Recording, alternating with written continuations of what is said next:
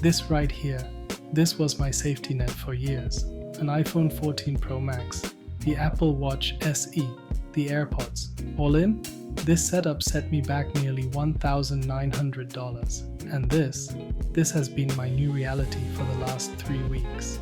The Nothing Phone 3 Pro, the brand new CMF Watch Pro 3, and the Nothing Ear A. Here is the kicker. This entire ecosystem costs less than a third of what I paid for my old iPhone alone. But as we kick off 2026, we have to ask, is the iPhone 14 Pro Max actually still that much better? Or have we finally reached the point where budget actually means better? I made the switch to find out, and honestly, there were surprises. Some were great, and some, well, we need to talk about those. Let's talk about the heart of this operation, the Nothing Phone 3A Pro. The biggest upgrade from the old 2A, finally a real telephoto lens. That was always my main argument for keeping the iPhone Pro, but now the 3A Pro rocks this 50 megapixel periscope zoom camera. I'm gonna be honest with you, at 3 times zoom in daylight, I can barely tell the difference between this and my 3-year-old iPhone 14 Pro Max. Now sure, the processor, the Snapdragon 7S Gen 3, isn't an A16 Bionic. If I'm rendering 4K video edits, yeah, I feel it. But in daily use, with that 120Hz display and Nothing OS 4.0, this thing absolutely flies. The animations are so crisp, it actually feels faster, and the design, look, the iPhone is a heavy block of stainless steel. The 3A Pro is lighter, grippier, and thanks to the glyphs on the back, I finally feel like I'm holding a piece of cool tech again, not a fragile piece of jewelry I'm terrified to drop. Take a look at these specs. What blows my mind is the 50 megapixel front-facing camera. Which other manufacturer is putting that much detail into a selfie shooter? Here are a few shots I took, both in broad daylight and in lower light. Honestly, I'm more than satisfied. I couldn't ask for more. We are talking about a phone that costs between $300 and $400. Let's be real. For that price, you literally cannot find a better camera package on the market. Let's watch some pictures I took on my trip.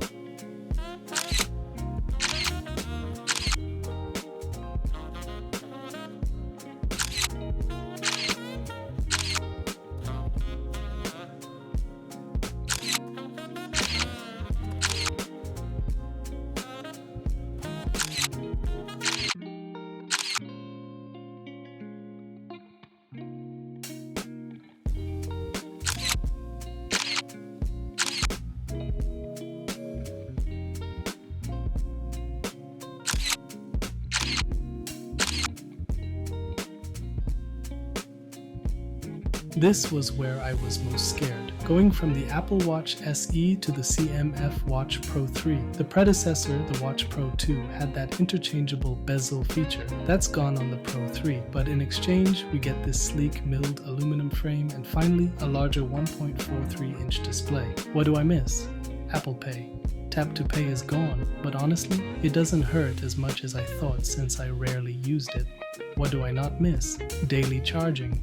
The CMF Watch Pro 3 easily lasts me 10 to 15 days, and that is with the always-on display. With the Apple Watch, I'd panic if I forgot my charger for a weekend trip. With this, it doesn't matter. It's less of a mini computer and more of a stylish health tracker. And for under $100, the design is unbeatable. Now, the Nothing Ear A. I picked them up in white just because I love this transparent look, what the clean colors shows. Sound-wise, they have way more punch in the bass than my old AirPods. The active noise cancelling is solid.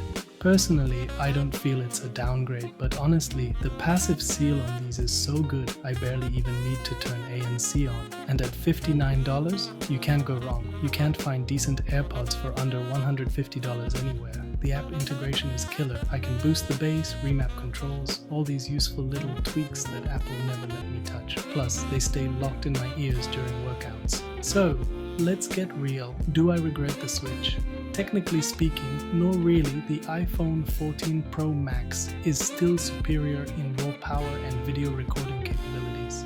but for daily life, for snapping photos and browsing, the Nothing Phone 3A Pro is perfect for me. I honestly don't see a difference in day-to-day use. And even if the iPhone is 10% better, we are talking about saving over $1,900 compared to buying a brand new flagship setup. That is insane money for a phone just to get slightly better chips. I'm not playing AAA titles on my phone. I've got my Xbox and PC for that.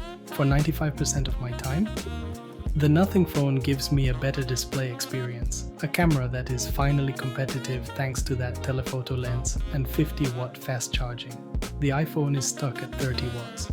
I plug this in for a few minutes before I leave the house and I'm set. And battery life? I was out in the city in 20 to 25 degree weather all day and it powered through without breaking a sweat. I saved a ton of money and I have tech that actually feels fun again. Apple is perfection, but nothing is character, and in 2026, character is way more important to me. This Nothing setup is going to be my daily driver for the foreseeable future.